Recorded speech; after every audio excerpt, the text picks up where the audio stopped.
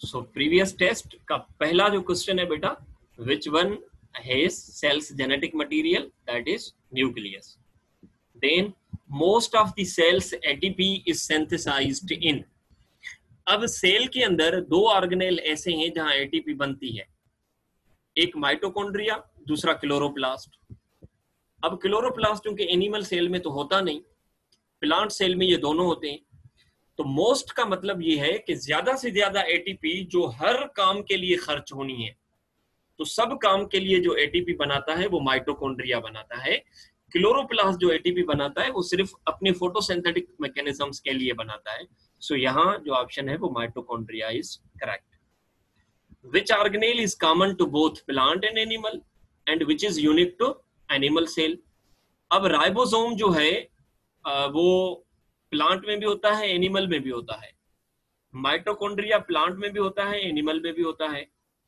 और लाइसोसोम हमने कल डिस्कस किया था कि ये ऐसा है जो कि सिर्फ और सिर्फ एनिमल्स में पाया जाता है। So option number B is here, कि जो माइटोकॉन्ड्रिया है वो दोनों में पाया जाता है और लाइसोसोम जो है वो सिर्फ एनिमल में होता है।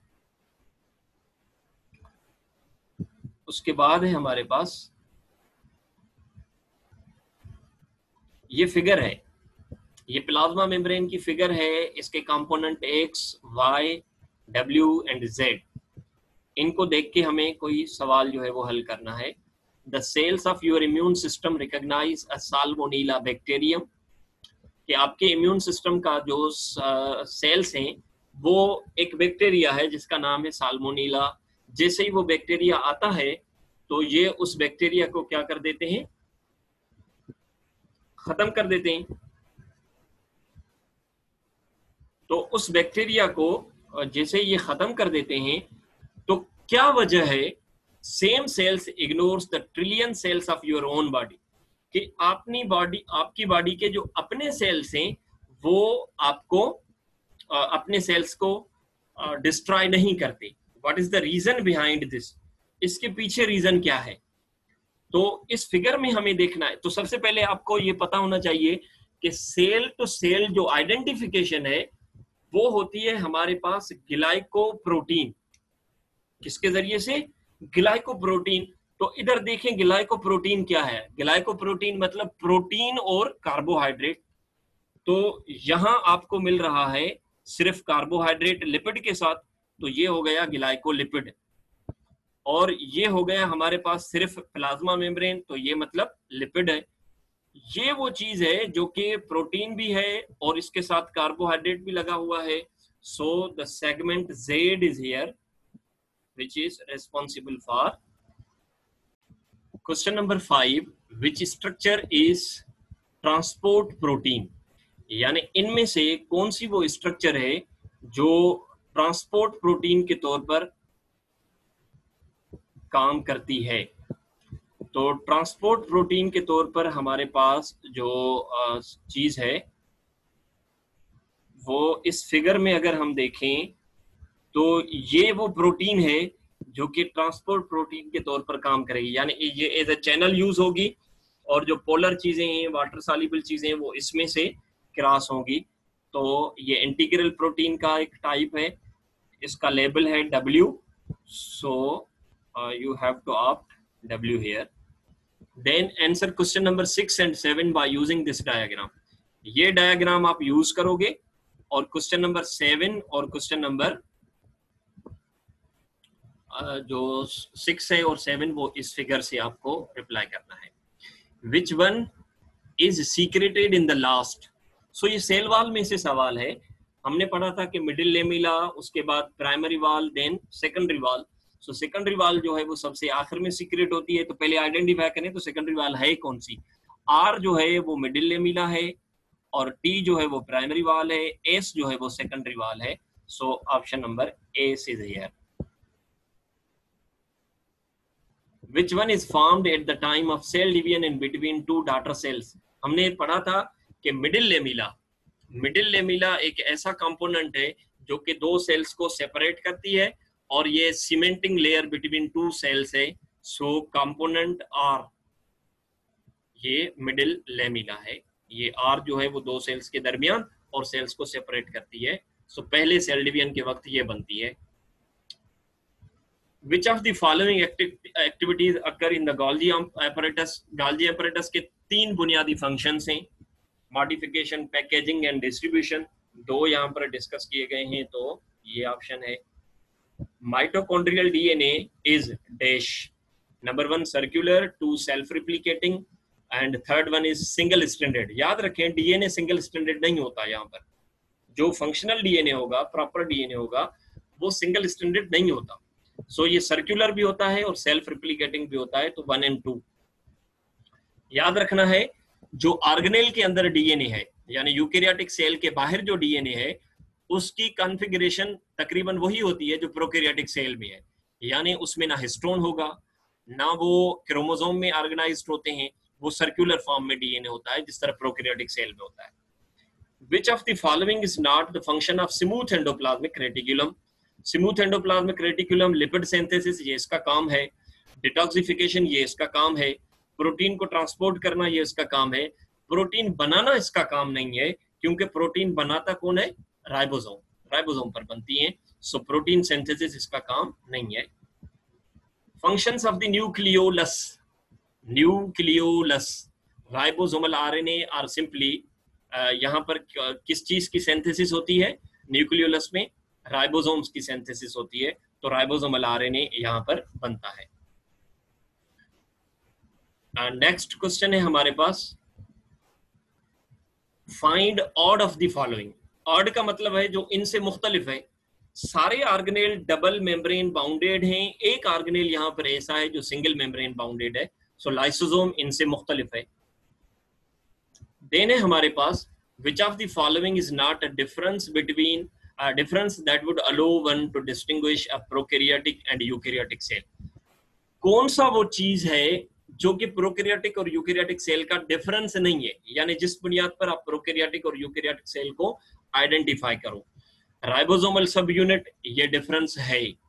प्रोकैरियोटिक सेल का राइबोसोम और यूकैरियोटिक सेल का राइबोसोम, इनमें फर्क होता है, ये हम डिस्कस करेंगे तो पता लगेगा। न्यूक्लियस प्रोकैरियोटिक सेल में डिफाइंड नहीं होता, यूकैरियोटिक सेल में होता है, तो ये भी डिफरेंस है।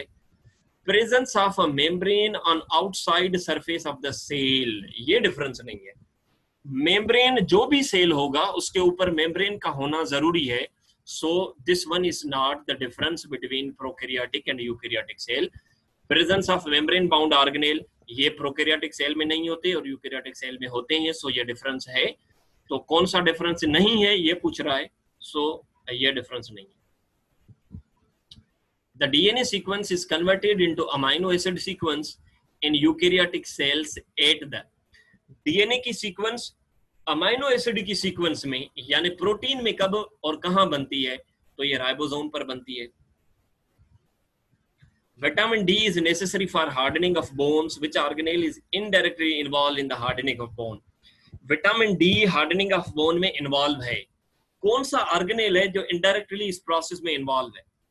तो असल में यहाँ पर Golgi complex, rough endoplasmic reticulum, ribosome, smooth endoplasm. Smooth endoplasmic reticulum वो ऑर्गेनेल है जो विटामिन डी को बनाता है। अगर विटामिन डी होगी तो हार्डनिंग ऑफ बोन होगा, सो इस तरीके से ये इनडायरेक्टली हार्डनिंग ऑफ बोन में टेक पार्ट कर रहा है। Refer these figures to answer question number 16 and question number 17। Question number 16 is in which figure ester bonds are present. Ester bond आपको एक डीएनए में मिलता है और एक लिपिड में मिलता है, तो ये ग्लाइसरोल और फैटी एसिड के दरमियान जो बॉन्ड बना है ये ईस्टर बॉन्ड है, यानी एक इस बी फिगर में ईस्टर बॉन्ड है, और ये न्यूक्लियोटाइड्स के दरमियान फास्फोडाई ईस्टर बॉन्ड होता है। तो फिगर नंबर बी और सी में ईस्टर बॉन्ड मौजूद है, so figure number B and C का ऑप्शन ये है। Which structure has a monomer of polysaccharide and protein? कौन सी वो स्ट्रक्चर है जिसमें पॉलीसेकेराइड के मोनोमर हैं और प्रोटीन के मोनोमर हैं? सो पॉलीसेकेराइड के मोनोमर ग्लूकोज ये 2 मौजूद हैं, और प्रोटीन के मोनोमर अमाइनो एसिड ये मौजूद हैं, 2 अमाइनो एसिड आपस में मिले हुए हैं। तो फिगर नंबर ए और डी ये जो है ये पॉलीसेकेराइड और प्रोटीन के मोनोमर्स हैं, so A and D option is here. A solution with pH 1, एक सॉल्यूशन है जिसकी पीएच 1 है, इस 1 का मतलब ये है कि 1, और दूसरा सॉल्यूशन है जिसकी पीएच क्या है 4। तो ये बेटा याद रखें कि एक से जब आप पीएच बढ़ाते जाएंगे, यूं 1 है, 4 है, 2 है, तो इस तरीके से जो एसिडिटी है वो आप किस तरह से काउंट करेंगे, with more acidic then 1 pH, यानी एक का सॉल्यूशन, एक की पीएच 1 है और दूसरी जो रेंज है वो पीएच की है क्या, 2 भी नहीं है, 3 भी नहीं है, 4 है। तो जितनी पीएच कम होगी यानी उतनी उसकी एसिडिटी क्या होती है, ज्यादा होती है। तो जितनी एसिडिटी ज्यादा होती है मतलब उसमें उतना हाइड्रोजन ज्यादा है। तो 3 से 4 ये 10 मर्तबा ज्यादा है, 3 से 20 ये उससे भी 10 मर्तबा ज्यादा है, और 20 से 2 से 1 ये उससे भी 10 मर्तबा ज्यादा है। तो अगर मैं यूं लिखूं कि 3 to 4 is 10, अगर फिर 3 to 2 जाऊंगा तो ये उसका 10 मर्तबा है, यानी 10 को 10 से मल्टीप्लाई करेंगे तो कितना हो जाएगा, 100, और फिर 100 को 100 से मल्टीप्लाई करेंगे तो फिर कितना हो जाएगा हमारे पास 1000, और 1000 को 1000 से मल्टीप्लाई करेंगे तो कितना हो जाएगा हमारे पास 10,000। तो इस हिसाब से हमारे पास ये जो पीएच है वो 10,000।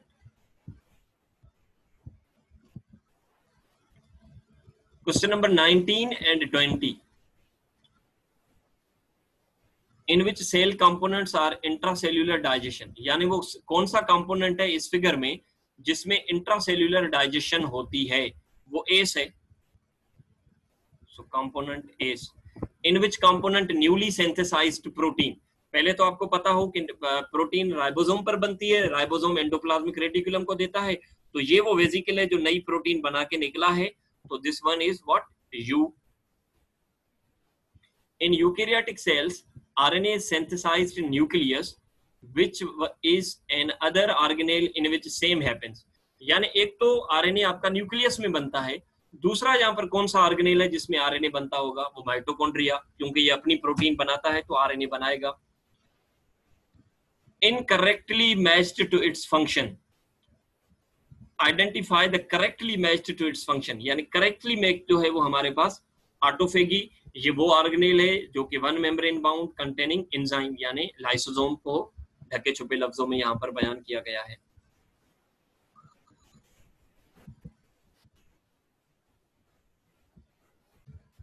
तो अब ये अमाइनो एसिड इस्तेमाल होना है किधर,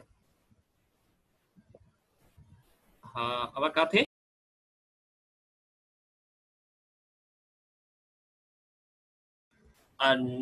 लेट्स सपोज अगर कोई नया अमाइनो एसिड सेल में आता है और वो प्रोटीन बनाने में इस्तेमाल होता है तो वो कैसे आएगा, जाहिर सी बात है पहले साइटोप्लाज्म में आएगा, साइटोप्लाज्म से राइबोसोम लेगा, राइबोसोम से एंडोप्लाज्मिक रेटिकुलम, एंडोप्लाज्मिक रेटिकुलम जो है फिर गाल्जी कॉम्प्लेक्स को देता है और गाल्जी कॉम्प्लेक्स उसको पैक करके मॉडिफाई करके बाहर भेजता है।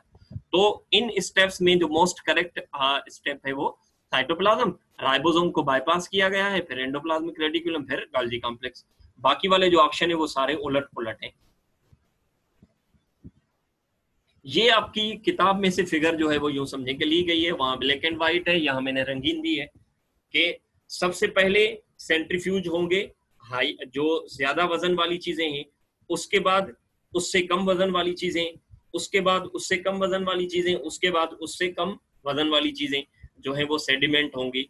सो यहाँ पर सबसे पहले हमारे पास न्यूक्लियस, दूसरे नंबर पर माइटोकॉन्ड्रिया एंड लाइसोसोम, तीसरे नंबर पर राइबोसोम एंड एंडोप्लाज्मिक रेटिकुलम, चौथे नंबर पर आपका बचेगा सॉल्युबल पोर्शंस। तो option number A. 25, what is the correct for the presence of nucleic acid in the organelle. अब न्यूक्लिक एसिड आपको डीएनए में भी मिलती है, राइबोसोम में भी मिलती है, माइटोकॉन्ड्रिया में भी मिलता है, क्लोरोप्लास्ट में भी मिलता है। क्लोरोप्लास्ट में डीएनए और आरएनए दोनों हो सकते हैं, राइबोसोम में डीएनए नहीं होता, सो ऑप्शन पहला गलत है। क्लोरोप्लास्ट में डीएनए और आरएनए दोनों होते हैं, राइबोसोम में डीएनए और आरएनए, दूसरा ऑप्शन भी गलत है। क्लोरोप्लास्ट में डीएनए और आरएनए, राइबोसोम में सिर्फ आरएनए, माइटोकॉन्ड्रिया में आरएनए और डीएनए दोनों होते हैं, तो option number C is correct. What occur in the mitochondria, पहला क्रेब्स साइकिल, दूसरा इलेक्ट्रॉन ट्रांसपोर्ट चेन, तीसरा एटीपी। क्या क्या चीजें इनमें से होती हैं? तो ये तीनों चीजें होती हैं, 1, 2 एंड 3। ओके जी, माइटोकॉन्ड्रिया की फिगर है। Which on what part F1 particles are present? Inner membrane पर, तो इनर मेम्ब्रेन को Y लेबल कर रही है यहाँ पर, सो Y पर F1 पार्टिकल्स मौजूद होते हैं। Where does Krebs cycle occur? Krebs cycle stroma में होता है। स्ट्रोमा को कौन रेफर कर रहा है यहाँ पर? Z। So in case of Z ये चीजें होती हैं। Use diagram below to answer question number 29 and 30। Question number 29 और 30 को जवाब देने के लिए आपको ये फिगर इस्तेमाल करनी है। Where does light reaction occur? तो लाइट रिएक्शन थैलेक्वाइड्स में होती है, और थैलेक्वाइड को यहाँ पर दो चीजें दिखा रही हैं, एक U और T। इनमें से ऑप्शन में कौन सा मौजूद है? U मौजूद है। सो U यानी थैलेक्वाइड वो है जहाँ लाइट रिएक्शन होता है। डार्क रिएक्शन कहाँ होता है? वो स्ट्रोमा में होता है, तो S यहाँ पर रेफर कर रही है स्ट्रोमा को, और S इज हियर। और इस तरह करके सारे ऑप्शंस फिर जब आप सबमिट करेंगे तो आपका टेस्ट जो है वो सबमिट हो जाएगा। देखिए अभी सबमिट हो गया। अब व्यू स्कोर करें, फिर आप व्यू स्कोर करेंगे। तो 29 एक गलत किया है हमने, कौन सा गलत किया है?